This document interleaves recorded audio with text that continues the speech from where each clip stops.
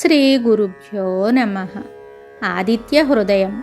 తతో యుద్ధపరిశ్రాంతం సమరే చింతయా స్థితం రావణం జాగ్రతో దృష్ట్వా యుద్ధాయ సముపస్థితం.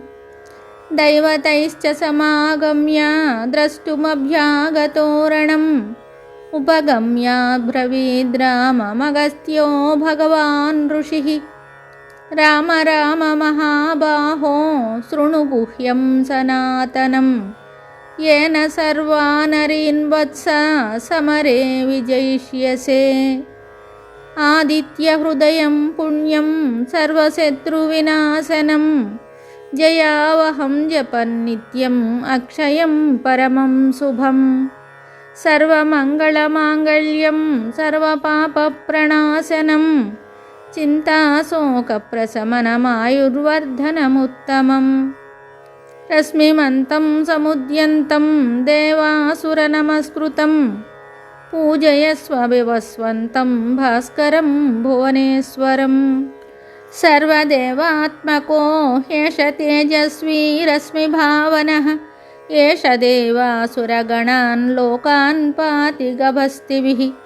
एष ब्रह्मा च विष्णुश्च शिवः स्कन्दः प्रजापतिः महेन्द्रो धनदः कालो यमः सोमो ह्यपाम्पतिः.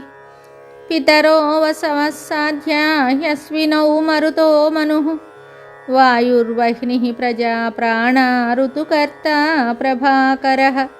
आदित्यः सविता सूर्यः खगः पूषा गभस्तिमान् सुवर्णसदृशो भानुर्हिरण्यरेता दिवाकरः. हरिदस्वसहस्रार्चिः सप्तसप्तिर्मरीचिमान् तिबिरोन्मथनस्यम्भुस्त्वष्टा मार्ताण्डकोऽंशुमान्. हिरण्यगर्भः शिशिरस्तपनो भास्करो रविः अग्निगर्भोदितेः पुत्रः शङ्कः शिशिरनाशनः. व्योमनाथस्तमो वेधीरुग्यजुः समपारगः घनवृष्टिरपां मित्रो विन्ध्यवीधि प्लवङ्गमः. अतपि मण्डली मृत्युः पिङ्गळः सर्वतापनः कविर्विश्वो महातेज रक्तः सर्वभवोद्भवः. नक्षत्रग्रहताराणामधिपो विश्वभावनः तेजसामपि तेजस्वी द्वादशात्मन्नमोऽस्तु ते. नमः पूर्वाय गिरये पश्चिमायाद्रये नमः ज्योतिर्गणानां पतये दिनाधिपतये नमः. जयाय जयभद्राय हर्यश्वाय नमो नमः. नमो नमः सहस्रांशो आदित्याय नमो नमः. नम उग्राय वीराय सारंगाय नमो नमः. नमः पद्मप्रबोधाय प्रचण्डाय नमो नमः. ब्रह्मेशानाच्युतेशाय सूर्याय आदित्यवर्चसे भास्वते सर्वभक्षाय रौद्राय वपुषे नमः. तमोघ्नाय हिमघ्नाय शत्रुघ्नाय अमितात्मने कृतघ्नघ्नाय देवाय ज्योतिषां पतये नमः. तप्तचामीकराभाय हरये विश्वकर्मणे नमस्तमोभिनिघ्नाय रुचये लोकसाक्षिणे. नाशयत्येष वैभूतं तमेव सृजति प्रभुः पायत्येष तपत्येष वर्षत्येष गभस्तिभिः. एष सुप्तेषु जागर्ति भूतेषु परिनिष्ठितः एष एवाग्निहोत्रं च फलं चैवाग्निहोत्रिणां.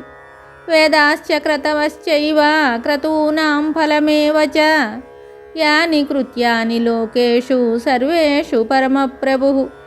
येन मापत्सु कृच्छ्रेषु कान्तारेषु भयेषु च कीर्तयन् पुरुषः कश्चिन्नावसीदति राघव. पूजयस्वैनमेकाग्रो देवदेवं जगत्पतिम् एतत्त्रिगुणितं जप्त्वा युद्धेषु विजयिष्यसि. अस्मिन् क्षणे महाबाहो रावणं त्वं वधिष्यसि. एवमुक्त्वा तदागस्त्यो जगाम च यथागतम्. एतत् श्रुत्वा महातेजा नष्टशोको भवत्तदा धारयामास सुप्रीतो राघवः प्रयतात्मवान् आदित्यं प्रेक्ष्य जप्त्वेदं परं हर्षमवाप्तवान् त्रिराचम्य शुचिर्भूत्वा धनुरादाय वीर्यवान् रावणं प्रेक्ष्य हृष्टात्मा जयार्थं समुपागमत् सर्वयत्नेन महता वधे तस्य वृतोऽभवत् अधरविरवदन्निरीक्ष्य रामं मुदितमनाः परमं प्रहुष्यमाणः निशिचरपतिसंक्षयं विदित्वा सुरगणमध्यगतो वचस्त्वरेति। इत्यार्षे श्रीमद्रामायणे वाल्मीकिये युद्धकाण्डे 5+100तमः सर्गः। हरिः ओं तत्सत्। आदित्यहृदयं सम्पूर्णं शुभम्।